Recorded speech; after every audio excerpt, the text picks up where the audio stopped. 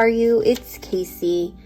Today I'm going to be doing a very simple, basic video intended for my newbie series. This video was inspired by a customer today in my shop who was asking if changing a scalp, just changing the scalp on a Blythe doll is difficult. That question is a little hard to answer because what is difficult for me may not be difficult for someone else and vice versa. So I don't think at this point it's that complicated, but with newbies in Blythe, new customizers getting into the hobby, opening a Blythe doll can be a little bit stressful. I remember the first time I opened a Blythe doll and it was very nerve-wracking, and I thought I was going to break her. So I've learned now I kind of have the knack for it and I can get them open pretty easily. They are pretty sturdy, so I've never cracked or broken one. Knock on wood, that's not to say it can't happen, but they are sturdier than they seem, I guess is what I'm trying to say. So before we go through that process, I just want to mention a couple things when you are looking for a scalp to change on your doll. So basically, when you're talking about a Caucasian doll, there's really only two colors, white, and then the other color is sometimes called flesh, sometimes it's called natural, sometimes it's called pink, but it's all technically this color. So you kind of need to know what your doll is before you purchase a new scalp, because you want it to match. However, if you can't get the color to match, then you will want to pick a scalp with bangs, because if the scalp doesn't match, you will not be able to see it hardly at all if the doll has bangs. However, if there are no bangs, it is much more obvious if it doesn't match. So that's one thing to think about. If you're not sure what color your doll is, the other thing to remember is that there are a lot of manufacturers now. There are a lot of people making Blythe dolls. There are a lot of people painting Blythe dolls. So customized Blythe dolls may have started out with a white skin tone, but after customizing the flesh or darker color, Caucasian will actually match better.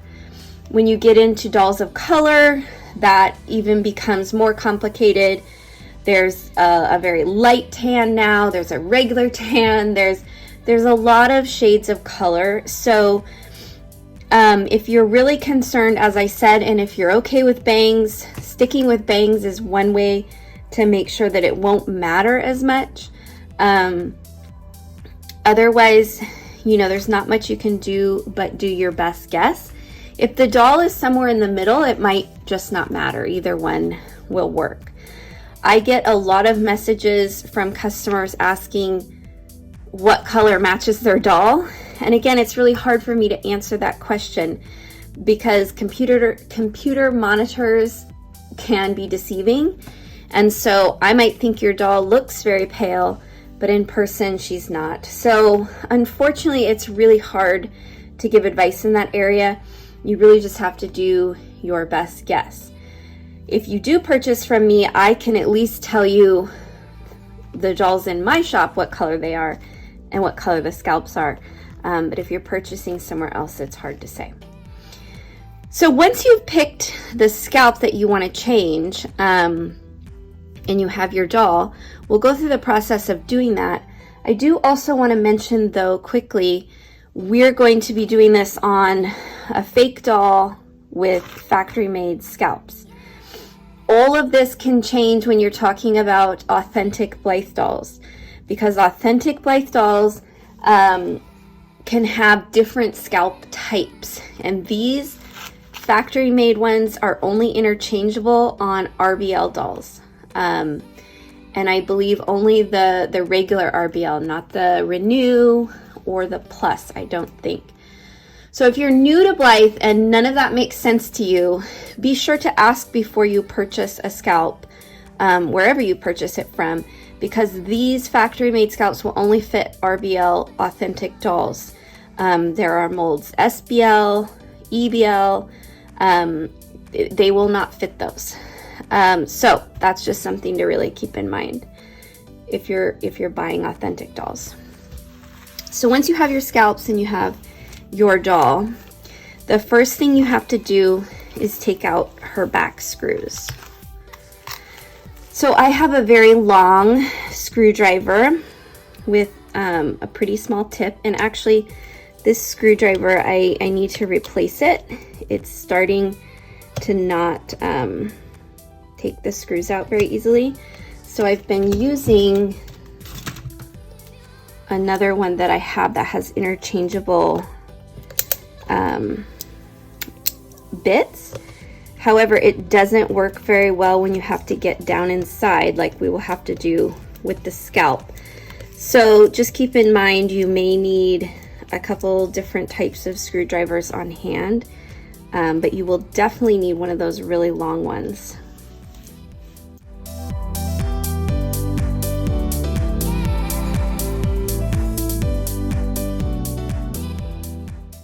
Once you have the screws out, you need to open her head. And so this is the part that makes most people very nervous. So you're gonna push down with the heel of your hand on her seam until you hear it pop. Now, of course, that looked very easy because I've done it many, many, many times. But sometimes it takes a while, a couple pushes, and sometimes it pops very loudly, which is what can scare people. But overall, once you get the technique down and you know the spot, it's pretty simple, just like that. So we don't really have to completely take her apart. We just want to take the scalp off. So we're going to hold everything back, and you'll see down in there, there is a screw. I'm going to point at it with the screwdriver. Right there. That's the screw that you need to take out to get the scalp off. So we're going to put our long screwdriver down in there. You don't have to take the screw all the way out, just loosen it until you can pull off the scalp, just like that. And then you're going to take the scalp that you've chosen. Now, the ones that I pulled out, this one without bangs is white, and this one with bangs is the pinker color. So this doll is white. So let's go ahead and put the correct color on her. And you may have to get the screw up a little bit more, but again, you don't take it off, just leave it on there. And then you're gonna fit that right over there and match up the plate. Make sure it's on there. If you pull too hard on this back plate, you will warp the screw that's in there, so you want to be very careful that you don't yank on this back plate. If you do that, you'll have to replace the screw, and the eyes will not work. So you want to do this very carefully and not pull too hard on the back plate. Just move it slightly so that you can get that screw in as best you can.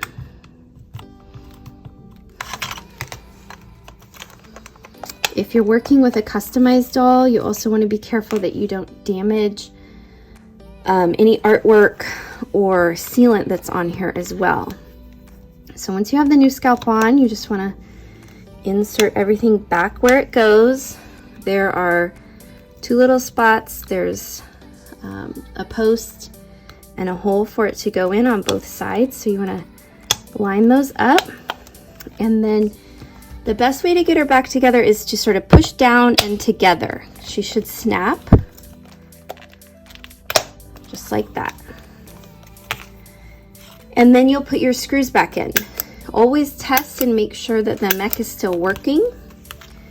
And then you go ahead and put all your screws back in, and that's it.